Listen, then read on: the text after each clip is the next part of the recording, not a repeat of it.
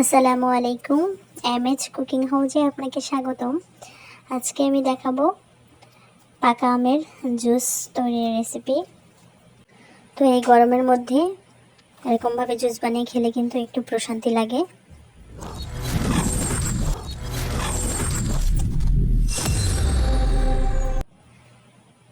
তো আমার জন্য একটা সারপ্রাইজ হচ্ছে, আমি আজকে ব্লেন্ডারটা নিয়েছি।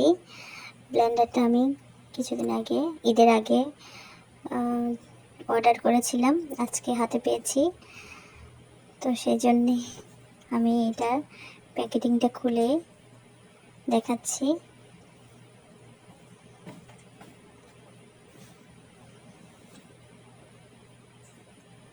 আমার খুব খুশি খুশি লাগছে। নতুন ব্লেন্ডার, এটা হচ্ছে জাইপান ব্লেন্ডার।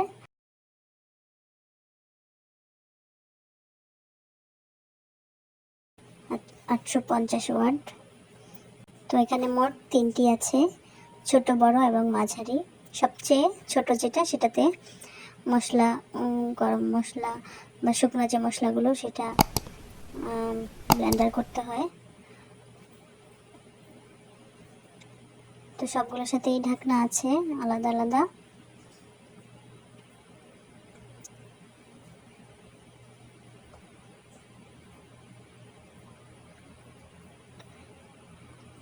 তো এখানে এই যে দেখেন, এটা সবচেয়ে বড়, 4টা ব্লেড। এটাতেও 4টা ব্লেড, কিন্তু অনেক ধারালো। এটাতে 6টা ব্লেড।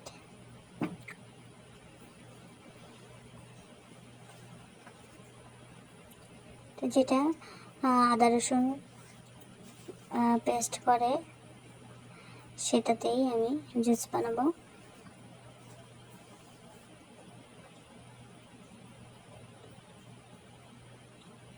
তো এই যে প্রথমে এভাবে সেট করে নিতে হবে। তারপরে এই যে ঢাকনাগুলোর মুখটা খুলে এভাবে আটকে দিতে হবে। এটা হচ্ছে অটো সার্কিট। এটা আমি ব্লেন্ডারটা ধুয়ে নিয়েছি ভালো করে।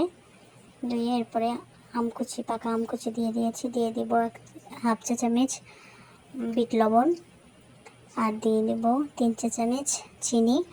আমটা যদি বেশি মিষ্টি হয় সেক্ষেত্রে আপনার 3 চা চামচই হবে, আর যদি একটু টক হয় বেশি, তাহলে আরও চিনির পরিমাণটা বাড়িয়ে দিতে হবে। আর দিয়ে দেব ঠান্ডা পানি। এখানে আমি 2টি আম নিয়ে নিয়েছি, মাঝারি সাইজের। তারপরে আমি প্রথমে 30 সেকেন্ডের মতো ব্লেন্ডারে ব্লেন্ড করে নিয়েছি।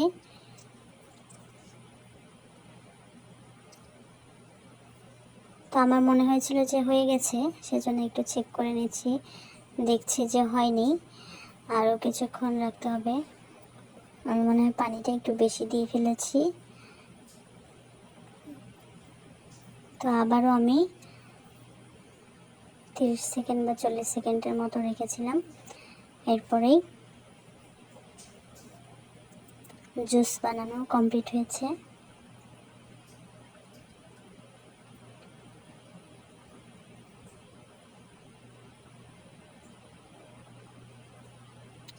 আপনারা চাইলে আরও পাতলাও করতে পারেন, আরও পানি দিয়ে।